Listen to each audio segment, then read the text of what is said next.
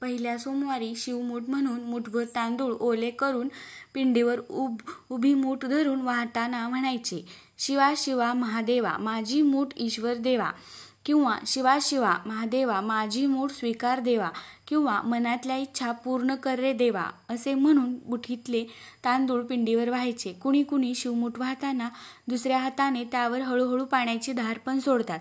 हे व्रत 5 वर्ष श्रावणातील 4 अथवा कधी कधी 5 सोमवार करून झाल्यावर त्याचे उद्यापन करून दानधर्म करायचा आणि या व्रताची सांगता करायची अशी प्रथा आहे. तांदूळ शिवमूठ म्हणून का वाहतात हे आपण पाहूया. पहिल्या सोमवारी तांदळाची शिवमूठ वाहण्यामागे तत्व नक्कीच आहे. जीवमात्राचे उदरभरण हा एक यज्ञ आहे. त्यात अन्न हे पूर्ण ब्रह्म आहे. तांदूळ हे जगातील बहुतांशी लोकांचे आहारातील मुख्य अन्नधान्य आहे.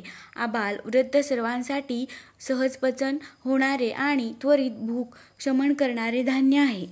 त्यातले पोषक घटक शरीर समृद्ध करणारे म्हणजेच जे जे आपल्यासाठी उपकारक ते कृतज्ञ बुद्धीने ईश्वराला अर्पण करणे हा सद्भाव आहे.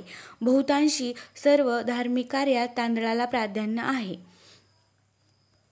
लग्न, मुंज यात अक्षतासाठी तसेच देवी व अन्य धार्मिक कार्यात ओटी भरण्यासाठी, देवदेवतांच्या आवाहन विसर्जनासाठी, आशीर्वाद